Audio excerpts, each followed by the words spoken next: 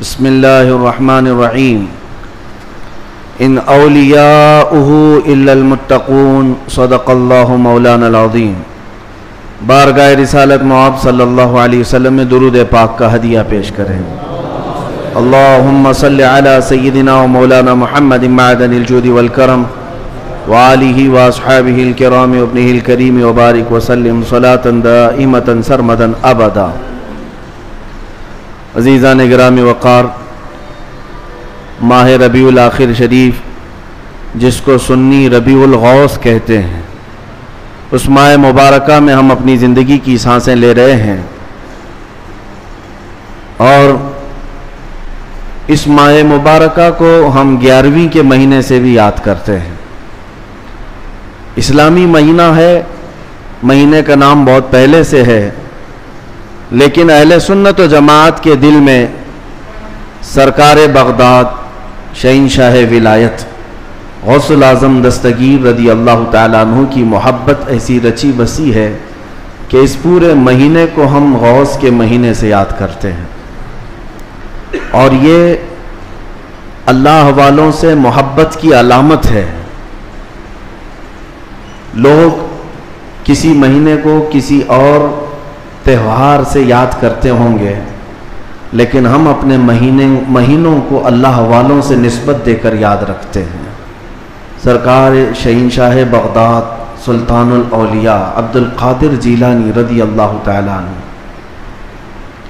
اس عظیم شخصیت کا نام ہے جس کو اللہ تبارک و تعالیٰ نے مقام محبوبیت کے ساتھ مقام غوثیت عطا فرمایا۔ اولیاء اکرام میں یہ مقام بہت کم کو ملا ہے جو سلطان الاولیاء شہنشاہ بغداد کو ملا ہے، ورنہ اولیاء میں کوئی ایسا نہیں ہے جو منبر پر کھڑے ہو کر کے یہ اعلان کرے کہ میرا قدم ہر ولی کی گردن پر ہے۔ اعلیٰ حضرت امام اہل سنت فاضل بریلوی فرماتے ہیں، جس کی منبر بنی گردن اولیاء، اس قدم کی کرامت پہ لاکھوں سلام۔ جو ولی قبل ہوئے یا بعد ہوئے یا ہوں گے، سب ادب دل میں رکھتے ہیں میرے آقا تیرا۔ غوث پاک رضی اللہ تعالیٰ عنہ کو اولیاء اکرام میں ایسا ہی مقام حاصل ہے کہ جیسے سورج کو ستاروں پر مقام حاصل ہے۔ آپ کو اللہ تعالیٰ نے بچپن سے علمی شرافت کے ساتھ ساتھ خاندانی شرافت ایسی عطا فرمائی کہ آپ اپنے والد ماجد کی طرف سے حسنی سادات ہیں اور اپنی ماں کی طرف سے حسینی سادات ہیں، یعنی امام حسن مجتبیٰ ان کے دادا ہیں، امام حسین شہید کربلا نانا ہیں، جس کے دادا اور جس کے نانا دونوں جنتی جوانوں کے سردار ہوں، اس نسبت کا عالم کیا ہوگا۔ میرے عزیزو، گھر کے اندر سادات کے ہاں جو پرورش کا معمول ہوا کرتا تھا، اسی سے اندازہ کر لیں آپ کی ولادت 29 شعبان کو ہوئی تھی، اور چاند رات تھی، دوسرے دن کو رمضان شروع ہونے تھا، اور چاند میں اختلاف ہو گیا جیلان میں۔ یہ جیلان ایران کا ایک علاقہ ہے، اس کو گیلان بھی کہتے ہیں، جہاں آپ کی پیدائش ہوئی۔ لوگوں کے دوران شک پیدا ہوا کہ چاند ہوا کہ نہیں ہوا۔ غوث پاک رضی اللہ تعالیٰ عنہ کی ماں فاطمہ ام الخیر، جو نہایت ہی شریف خاتون ہیں سادات کی، آپ نے لوگوں سے کہا کہ رمضان ہو چکا ہے، اس لیے کہ سحری سے لے کر افطار تک میرے بچے نے دودھ کو منہ نہیں لگایا ہے۔ پورے جیلان میں یہ بات مشہور تھی کہ سادات کے گھر میں ایک ایسا بچہ پیدا ہوا ہے جو سحری سے لے کر کے افطار تک اپنے ماں کے دودھ کو تک نہیں پیتا۔ یہ ان ایام کی میں بات کر رہا ہوں کہ ابھی غوث پاک رضی اللہ تعالیٰ عنہ ایک دن کے تھے، یعنی پیدائشی طور پر۔ میں آپ کو یہ بتاؤں کہ آپ سب غوث پاک کو پیران پیر کہتے ہیں کہ نہیں، یعنی پیروں کا پیر ہے، اور روشن ضمیر کہتے ہیں، سارے سلسلے وہاں تک جا کر پہنچ جاتے ہیں تو فخر کرتے ہیں۔ غوث پاک سے جس کا سلسلہ ملتا ہے وہ دنیا میں فخر کرتا ہے۔ میں یہ کہتا ہوں کہ پیروں کا پیر پیدا ہوتے ہی روزہ رکھتا ہو، اور اگر کوئی ڈھکوسلا جھوٹا پیر یہ کہتا ہے کہ ہمارے اوپر شریعت نہیں ہے تو بات یہ یاد رکھ لینا کہ اس کا غوثیت مآب سے کوئی تعلق ہی نہیں ہے. وہ شیطان کا مرید ہو سکتا ہے، رسول اللہ تک لے جانے والا راستہ ہرگز نہیں ہو سکتا. میرے آقا صلی اللہ علیہ وسلم تک لے جانے والا راستہ وہی ہے جو غوثیت مآب کے راستے سے ہو کر کے چلتا ہے. پیدائشی طور پر شریعت کی پاسداری کرنے والے شیخ عبد القادر جیلانی، میرے عزیزو، آپ کو یہاں غوث پاک کی کرامات سنتے سنتے ایک کسوٹی بھی حاصل کر لینا چاہیے کہ ہر پیر کو پرکھ کر کے دیکھو، شریعت کے سانچے میں اترتا ہے تو وہ مرشد ہے، اور شریعت سے ہٹ جاتا ہے تو پھر وہ شیطان کا پھندا ہے. اس بات کو ہمیشہ یاد رکھیں. اگر کوئی اپنے گھر میں بیٹھ کر کے کہتا ہے کہ ہمارے لیے نماز نہیں، ہم تصور کی نماز پڑھتے ہیں، ہم تصور کی نماز پڑھتے ہیں، اور ہماری نماز تو مکہ میں ہوتی ہے، مدینے میں ہوتی ہے، تو کھانا یوں کیوں کھاتے ہیں، یہاں کیوں کھاتے ہیں؟ مریدوں کے سامنے تو سب چیزیں چلتی ہیں، اور نماز مکے میں ہوتی ہے، مدینے میں ہوتی ہے، نماز چھوڑ کر بیٹھے ہیں. ایک بات یاد رکھ لیں کہ سارا طریقت کا سلسلہ صرف قوالی سننے کا نام نہیں ہے. ہاں، اشعار حضور پاک کی محبت میں اور اللہ کی محبت میں سننا یقیناً باعث ثواب ہے، ہم خود بھی سنتے ہیں. لیکن وہ پیر ہی کیسا جسے قرآن پڑھ سننے کے بعد کوئی وجد نہیں آتا، قرآن سننے کے بعد کوئی وجد نہیں آتا، حدیث رسول سننے کے بعد کوئی وجد نہیں آتا. وجد کہاں سے آئے گا سمجھ میں نہیں آتا. اور پھر ڈھول باجے پر تو پھر ہاتھ بھی ہلتے ہیں، پیر بھی ہلتے ہیں. اور پھر اگر کوئی یہ سمجھے کہ یہی مرشد ہے، پیر کامل ہے، تو دھوکے میں ہے. ایسا بندہ دھوکے میں ہے. وہ غوث پاک رضی اللہ تعالیٰ عنہ جن کی کرامات بیان کرنے کے ساتھ ساتھ ہم یہ بھی بیان کرتے ہیں کہ 40 سال آپ کے ایسے گزرے ہیں کہ صرف ایک انگور کے دانے سے آپ نے سحری کی ہے اور ایک آدھا گلاس پانی پر آپ نے افطاری کیا ہے. اتنے سال تک روزہ رکھے ہیں. ان میں کئی سال ایسے آئے ہیں کہ پوری رات بھر شیخ عبد القادر جیلانی کھڑے ہو کر کے نماز پڑھتے رہے. ان اولیاء کے لیے جن کے مجمع میں 70,000 سے کم کا کبھی مجمع نہیں ہوتا تھا، نماز معاف نہیں ہوئی، روزہ معاف نہیں ہوا، تو آج کے جانور نما کسی ایسے ڈھکوسلے بابا کے لیے نماز کیسے معاف ہو سکتی ہے، یا روزہ کیسے معاف ہو سکتا ہے؟ اس بات کو ہمیشہ ذہن نشین کر لیں، شریعت میرے مصطفیٰ کی ہے، اور نبی پاک صلی اللہ علیہ وسلم کی شریعت سب سے اوپر ہے، اس کے بعد ہی کوئی مقام مل سکتا ہے. اسی لیے اعلیٰ حضرت کی بات سنو، فرماتے ہیں بخدا خدا کا یہی ہے در. اللہ تک اگر کوئی پہنچنے کی بات کرتا ہے نا تو اسے جانچ کر کے دیکھ لو کہ حضور کے بارے میں کیا کہتا ہے. بخدا جس کا مطلب ہے قسم خدا کی، خدا کا یہی ہے در، یعنی رسول پاک کا جو دروازہ ہے یہی خدا کا دروازہ ہے. بخدا خدا کا یہی ہے در، نہیں اور کوئی مفر مقر. حضور کو چھوڑو گے تو نہ بھاگنے کی جگہ ہے نہ ٹھہرنے کی جگہ ہے، کہیں نہیں اور کوئی مفر مقر. اور پھر اعلیٰ حضرت فرماتے ہیں اگر کوئی خدا تک پہنچا بھی ہے تو سمجھ لو جو وہاں سے ہو یہی آ کے ہو، جو یہاں نہیں تو وہاں نہیں. اگر وہ رسول پاک صلی اللہ علیہ وسلم کی شریعت کبریٰ تک نہیں پہنچا تو پھر سمجھ لو کہ خدا تک پہنچ ہی نہیں سکتا. میرے عزیزو، غوث پاک رضی اللہ تعالیٰ عنہ کی پوری زندگی اگر میں آپ کو بتاؤں وہ عشق رسول کے سانچے میں ڈھلی ہوئی تھی. نبی پاک کی شریعت پر ایسا سختی سے عمل کرتے تھے کہ منبر پر کھڑے ہو کر کے آپ نے اعلان کیا میرا مرید اگر نماز نہیں پڑھتا تو اسے ہمارے قبرستان میں بھی دفن نہ کیا جائے. غوث پاک رضی اللہ تعالیٰ عنہ شریعت کے معاملے میں اس قدر سخت تھے. پھر میں پوچھنا چاہتا ہوں ان سے بڑا دنیا میں اور کون پیر آیا ہے؟ اگر کوئی اپنے مریدوں کو نماز معاف کرا دیتا ہو، روزے معاف کرا دیتا ہو تو یاد رکھ لینا وہ شیطان کا پھندا ہے جو تمہیں نبی کریم صلی اللہ علیہ وسلم کی شریعت سے دور لے کر جاتا ہے. سب سے پہلی چیز ہے میرے مصطفیٰ کی شریعت. حضور پاک کے طریقے پر اگر کوئی چلا ہے تو اسے ولایت بھی ملتی ہے. اللہ کا ولی حضور کی شریعت پر گامزن ہو کر کے ہی چلتا ہے. کچھ مجذوب اولیاء ایسے ہیں جن کی عقل فنا ہو جاتی ہے تب ان کے اوپر سے شریعت کا قلم اٹھا لیا جاتا ہے، وہ مستثنا ہیں، وہ الگ ہیں. لیکن جتنے اولیاء آئے سب کا رسول پاک صلی اللہ علیہ وسلم کے دربار میں ایسا وسیلہ ہے، ان کی ایسی پہنچ ہے کہ اس کے بعد ہی انہیں ولایت کی منزل ملتی ہے. میں ایک بات بتاتا ہوں آپ کو، غوث پاک رضی اللہ تعالیٰ عنہ کے مقام کے متعلق. محبوب الہی کا نام سنا ہوگا، دلی کے شہنشاہ. دو اولیاء کو محبوب کا نام دیا گیا ہے. محبوب، ایک غوث پاک کو محبوب سبحانی اور حضرت نظام الدین اولیاء کو محبوب الہی. محبوب اسے کہتے ہیں جس سے اللہ محبت کرتا ہو. سارے اللہ سے محبت کرتے ہیں اور کچھ وہ جن سے اللہ محبت کرتا ہے وہ محبوب ہیں. محبوب الہی کا درجہ بڑا ہے. ان کے بڑے گہرے مرید ایسے فنافی شیخ امیر خسرو. امیر خسرو کا جب بھی نام آتا ہے تو ایک پیر اور مرید کے درمیان کا گہرا تعلق بتایا جا سکتا ہے. لوگوں کو پڑھنا چاہیے، کس کو مرشد سمجھا جائے طریقت کے راستے میں اور کون پیر ہوتا ہے. امیر خسرو کو پڑھیں تو سمجھ میں آ جائے گی بات. امیر خسرو ایک بار پانی پت گئے ہوئے تھے. پانی پت میں اس وقت بو علی شاہ قلندر رحمت اللہ تعالی علیہ موجود تھے. یہ محبوب الہی کے ہم زمانہ ہیں، اسی زمانے کے. ان کی کرامات کا حال بھی بہت بڑا تھا. امیر خسرو ان کی محفل میں بیٹھے.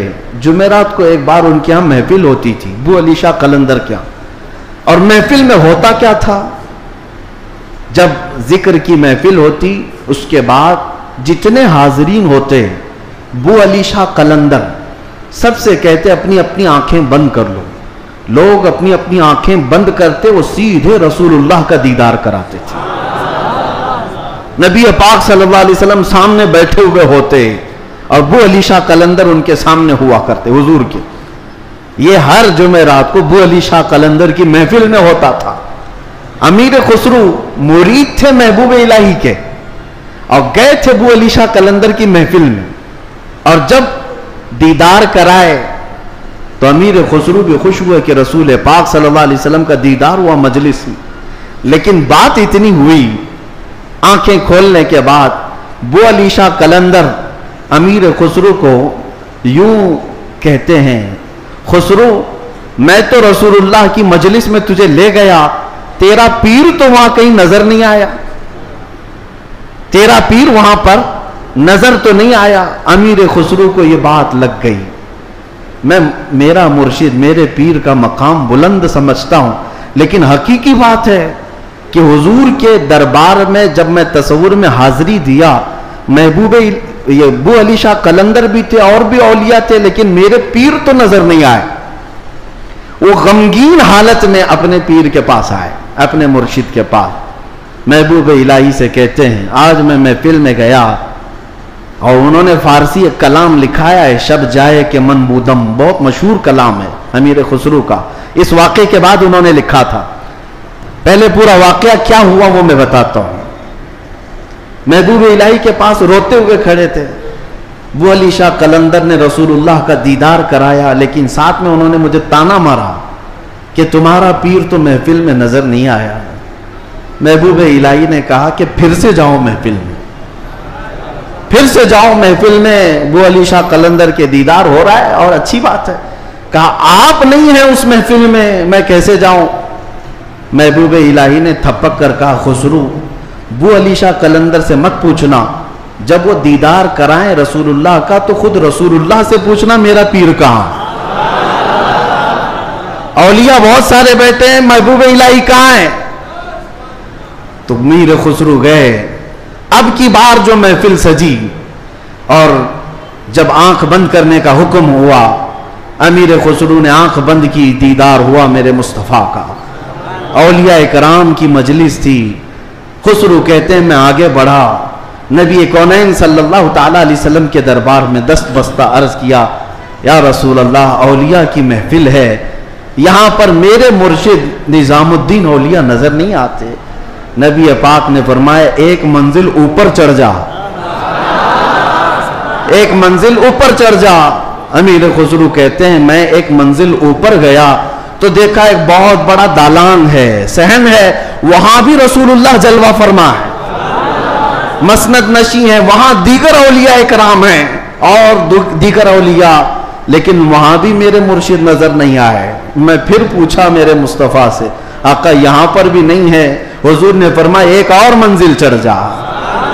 خسرو کہتے ہیں میں تیسری منزل پر آیا، وہاں بھی حضور بیٹھے تھے، لیکن اولیاء کی محفل میں میرے پیر نظر نہیں آئے۔ پھر پوچھا، حضور نے ایک اور منزل چڑھائی، یہاں تک کہ 7 منزلیں چڑھ لی۔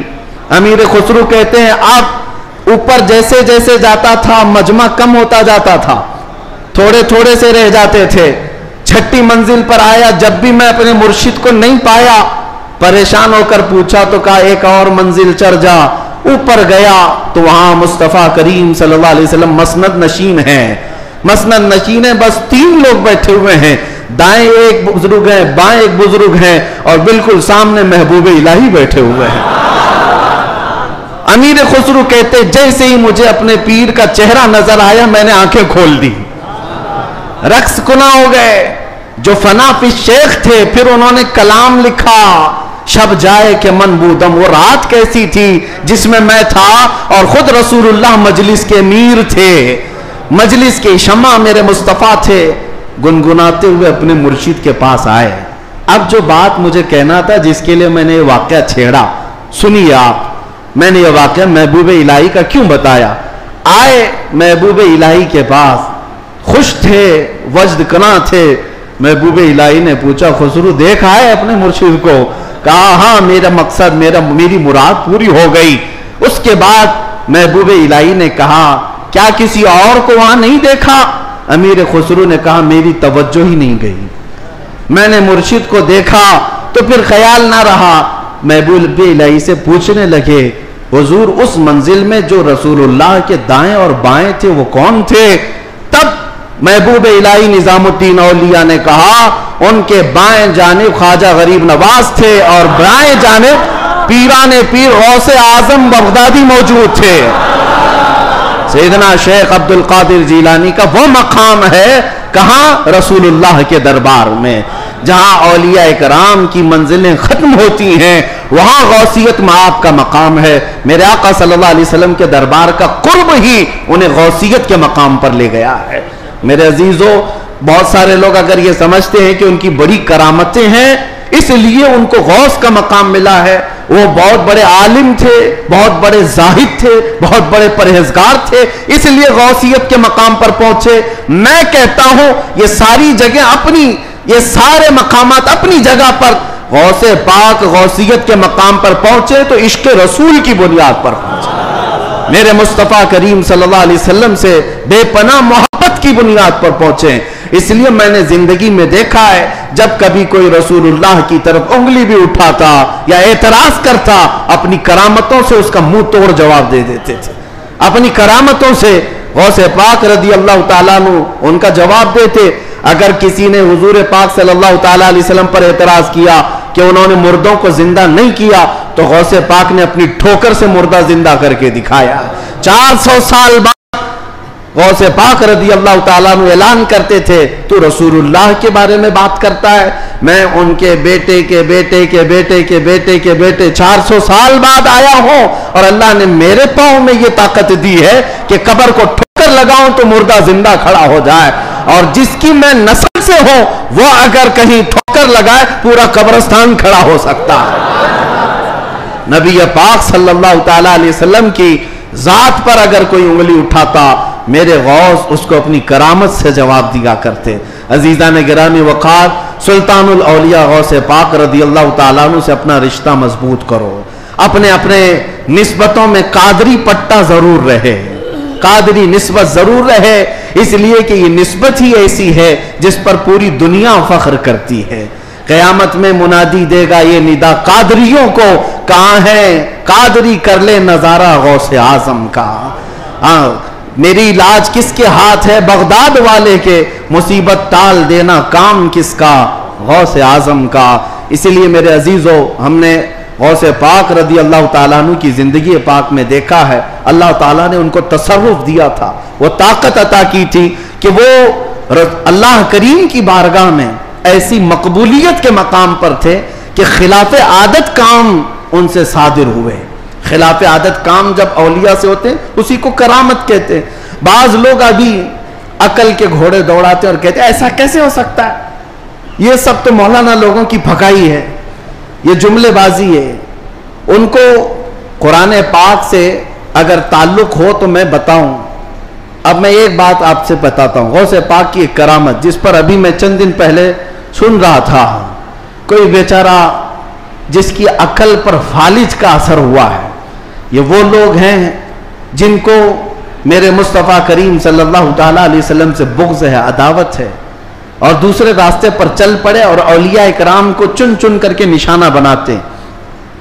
جن کا تعلق نجد سے ہے, وہابیت سے ہے, سلفیت نام رکھتے ہیں. بہرحال لیکن سوال کرنے والے نے ایک سوال کیا, ارے مولانا آپ سناتے ہیں کہ غوث پاک تو 12 سال کی ڈوبی ہوئی کشتی کو باہر لے آئے, یہ تو خدا کے بھی کام نہیں ہے, اللہ کے بھی کام نہیں, اس سے بڑھ کر کے آپ نے غوث پاک کو بتا دیا. میرے عزیزوں میں آپ کو بتاتا ہوں بات ہوئی کیا تھی.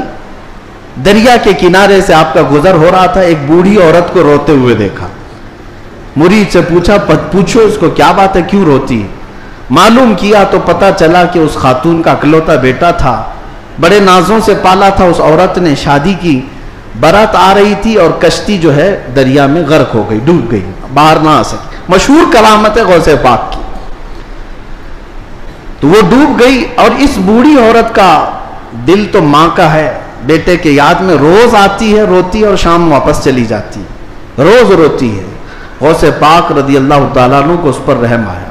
اللہ کریم کی بارگاہ میں سفارش کی, اے رب کریم تو نیست سے ہست کرنے والا, تو پانی کے قطرے سے پورا انسان بنانے والا, تو راکھ کے ڈھیر کو بھی اگر چاہے تو زندہ انسان کھڑا کر دے. مولا قادر مطلق ہے, اس خاتون پر رحم فرما اور اس کا بیٹا واپس لوٹا دے. غوث پاک کی دعا چل رہی تھی. تھوڑی دیر دیکھنے کے بعد دریا میں ایک بھونچال سا, طوفان سا آیا. پانی کے اندر ایک عجیب سی سرسراہٹ ہوئی. تھوڑی دیر کے بعد دیکھا تو ایک کشتی برآمد ہوئی. غوث پاک نے صرف اس خاتون کے بیٹے کی زندگی مانگی تھی, مگر صدقے میں اللہ نے پوری برات کی زندگی لوٹا دی. پوری برات واپس آ گئی اور وہ خوشی خوشی غوث پاک رضی اللہ تعالیٰ عنہ کا شکر کرتے ہوئے گھر گئے. 12 سال کے بعد مچھلیاں کھا گئی ہوں گی, کشتی کے پرزے ختم ہو گئے ہوں گے, لیکن رب ذوالجلال قادر مطلق ہے. ہم ان لوگوں کو یہی تو کہتے ہیں جو جلا کر کے سمجھتے ہیں کہ اب کوئی نہیں اٹھا سکتا ان کو, راکھ پانی میں بہا کر کے سمجھتے ہیں کہ اب ان کا حساب کتاب نہیں ہو سکتا.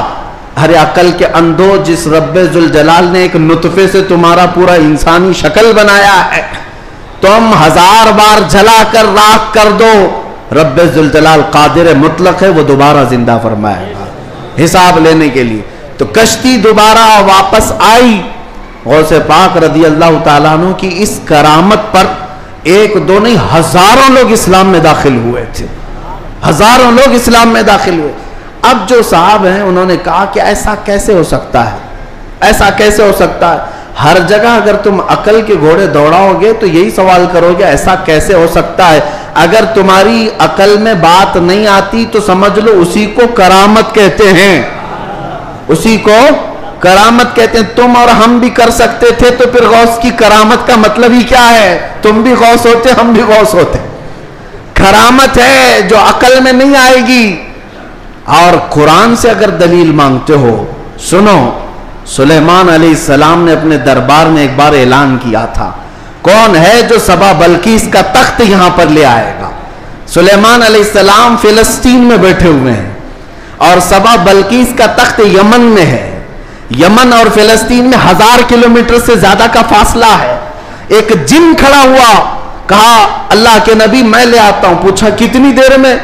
کہا میں آپ کی مجلس ختم ہونے سے پہلے وہ لے کر آ جاؤں گا. جنات کی طاقت پر یقین رکھنے والے, جنات کو حاصل کرنے کے لیے عملیات کرنے والے, سنو قرآن کیا کہتا ہے.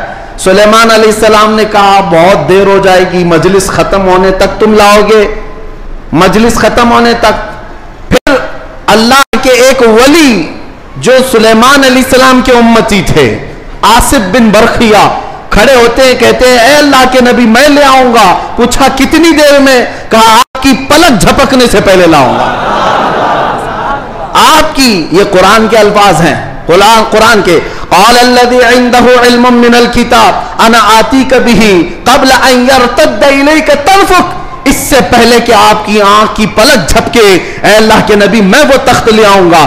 تخت کوئی 4 فٹ کا 5 فٹ کا نہیں، 80 گز لمبا ہے اور اتنا ہی چوڑا ہے، اتنا ہی وزنی ہے، اور 7 دروازوں کے اندر بند کر کے رکھا ہوا ہے. سونے چاندی جواہرات سے جڑا ہوا تخت ہے. اور ایک انسان کہتا ہے، انسان، جنات کی بات نہیں کر رہا، جنات کی بات آئے گی تو آپ سمجھیں گے ان کو بڑی طاقت ہوتی ہے. انسان کی بات کر رہا ہوں. انسان نے کہا سلیمان علیہ السلام کے امتی میں پلک جھپکنے سے پہلے لاؤں گا. یہ صرف اور صرف بات نہیں تھی، حضرت سلیمان علیہ السلام ابھی پلک کر ادھر دیکھ رہے تھے، وہ تخت حاضر کر چکے تھے، تخت حاضر کر چکے تھے. اب میں آپ کو یہ بتانا چاہتا ہوں، وہ سلیمان علیہ السلام خود اللہ کے نبی تھے، خود اللہ کے نبی. ارے وہ چاہتے تو خود ہی تخت کو طلب کر لیتے. اس قرآن کے واقعے کا مطلب مجھے یہ سمجھ میں آتا ہے، اللہ کے نبی نے دنیا کو یہ بتانا چاہا جو نبی کے قدموں میں بیٹھتا اس کی طاقت کا یہ ہے. نبی کی طاقت تو بہت دور. اور یہ بھی بنی اسرائیل کے نبی، بنی اسرائیل کے نبی سلیمان علیہ السلام، ان کے امتی کی طاقت کا حال یہ ہے، تو پھر سید الانبیاء محمد رسول اللہ اور ان کی امت کے عام اولیاء کی بات نہیں کر رہا ہوں. شیخ عبد القادر جیلانی جن کا قدم ولی کی گردن پر ہے، وہ 12 سال کی کشتی واپس لے آئے تو تعجب کی بات نہیں، بلکہ ہم سمجھتے ہیں قرآن اس کرامت کو بالکل عینی طور پر بیان کر رہا ہے. عزیزان گرامی، میں دنیا کی یا دنیا کے نقش قدم پر چلنے والے، ہر چیز کو تھیوری اور پریکٹیکل پر آزمانے والے اور سائنس کی دنیا میں چلنے والے، ان کو کہتا ہوں آئنسٹائن نے کہا ہے. آئنسٹائن کا نام تو بہت لوگوں کو اچھی طرح سے یاد ہوگا، اس کی تسبیح بھی پڑھتے ہوں گے. الحمدللہ ہم غوث پاک کی تسبیح پڑھتے ہیں. اب اسی آئنسٹائن کی بات کر رہا ہوں جس نے یہ کہا ہے کہ میں نے کائنات کو دیکھنے کی کوشش کی. سنو، کائنات کو دیکھنے کی کوشش کی اور چاند تک اور سورج تک اور بہت سارے مقامات تک دیکھنے کی رسائی حاصل کر لیا. اور اس نے کہا کائنات کا جو کنارہ، ایک کنارہ میں نے دیکھا، اس کے لیے وہ کہتا ہے 2 کروڑ نوری سال لگ جائیں گے. 2 کروڑ نوری سال. نوری سال کس کو کہتے ہیں پتہ ہے؟ یہ جو سال ہمارے چل رہے ہیں، یہ سال صبح ہوتی ہے 6 بجے صبح ہوئی، شام میں 6 بجے سورج ڈوبا، آرام سے دن چل رہے ہیں. نوری سال اس کو نہیں کہتے. نوری سال 1 منٹ میں 1,80,000 کلومیٹر کا سفر کرتا ہے. 1 منٹ میں 1,80,000 کلومیٹر کا سفر طے ہو جاتا ہے نوری سال میں. اس طرح 1 منٹ کی بات کر رہا ہوں، 1 منٹ کی، اس طرح کے 2 کروڑ سال لگ جائیں گے کائنات کو دیکھنے کے لیے. یہ کون کہہ رہا ہے؟ آئنسٹائن کہہ رہا ہے، جس کے پیچھے تم لوگ آگے پیچھے جس کو قبلہ بناتے ہو. سنو، 2 کروڑ نوری سال لگ جائیں گے کائنات کے کنارے دیکھنے کے لیے، کائنات کی ساری چیزیں دیکھنے کے لیے. اور آؤ شہنشاہ بغداد کے دربار میں. کہتے ہیں نظرت الی بلاد اللہ جمعاً کخردلۃ علی حکم اتصالی. میں اللہ کی پوری کائنات کو ایسے دیکھتا ہوں جیسے اپنے ہتھیلی میں رائی کے دانے کو دیکھتا. تمہارے سارے آلے، تمہارے سارے کمپیوٹر 2 کروڑ سال میں بھی وہاں نہیں پہنچ سکتے جہاں شہنشاہ بغداد کی ایک نگاہ پہنچتی ہے.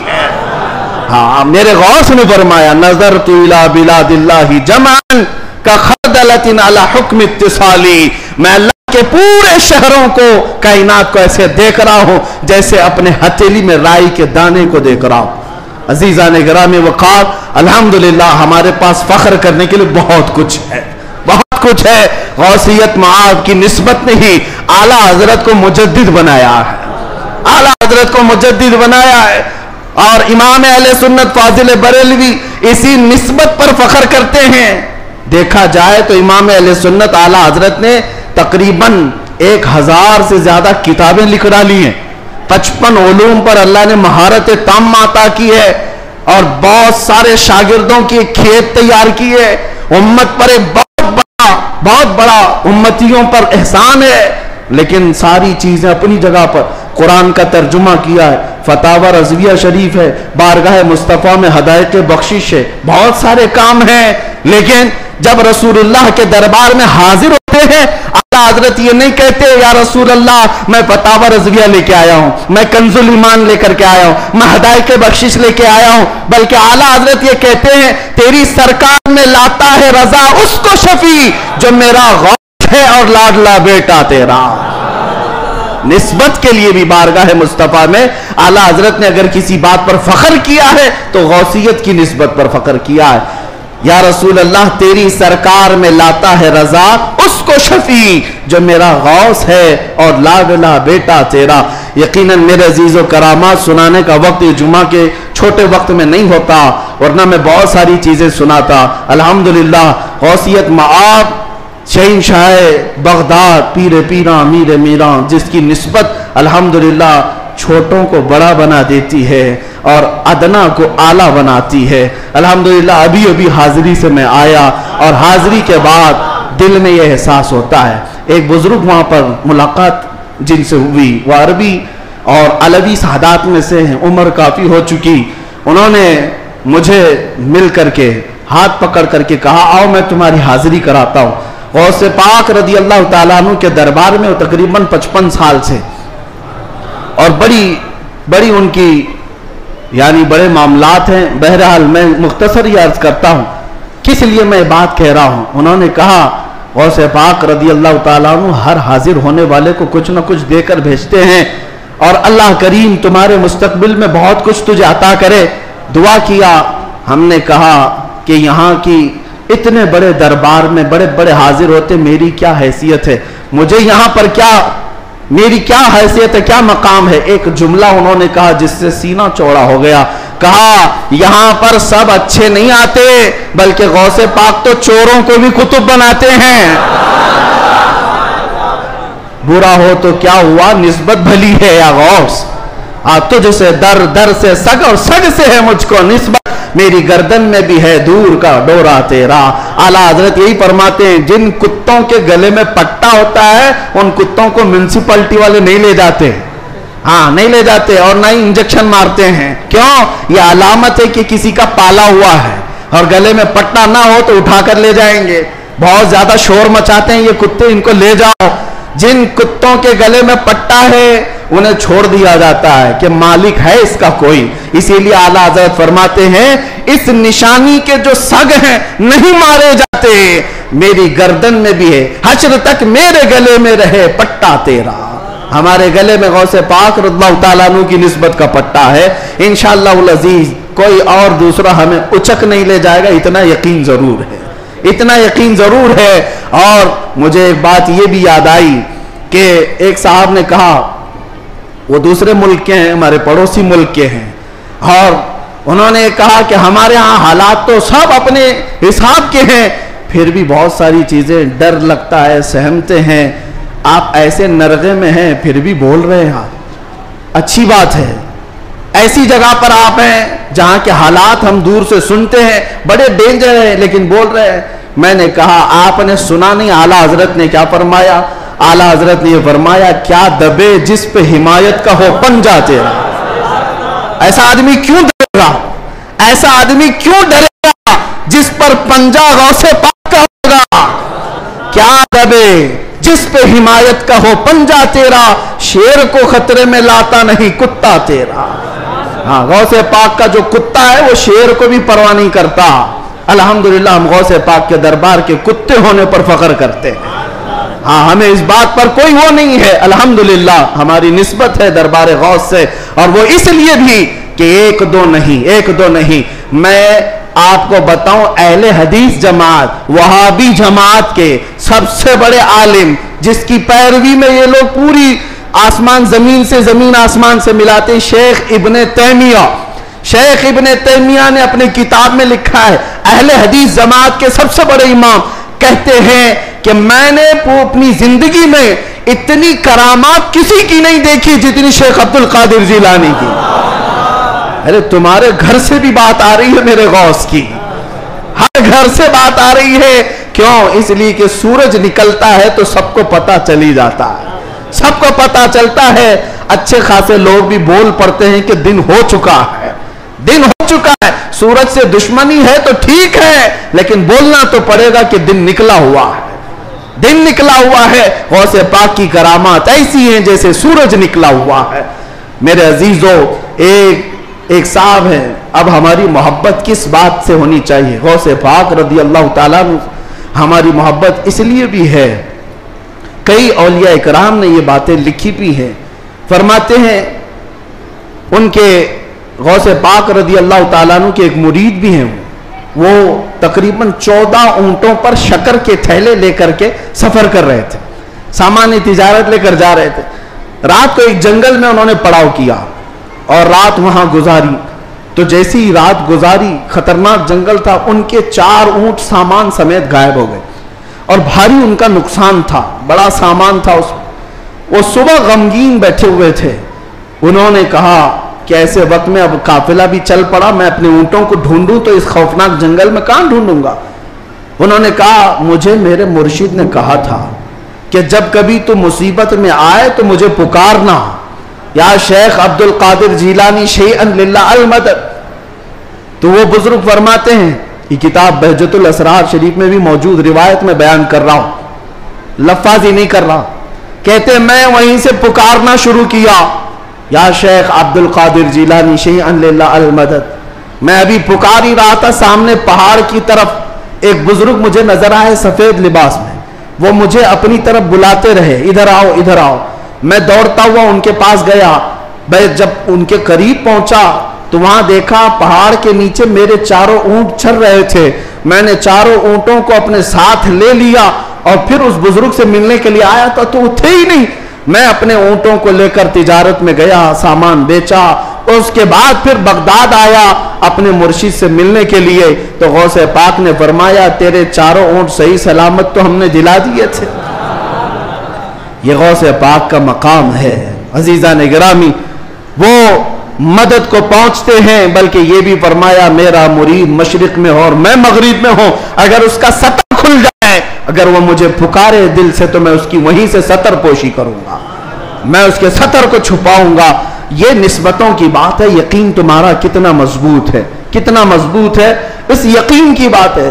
وہاں غوث پاک کے خلیفہ ہیں، ان کے مزار کے پیچھے ہی، ان کا مزار ہمیشہ پانی میں رہتا ہے، ابو خمرہ ان کو کہتے ہیں، شیخ محمد المتقی الہندی، ہندوستان سے جو غوث پاک کے جاتے تھے ملاقات کرنے کے لیے، ان کی تربیت کے لیے وہ رہتے تھے۔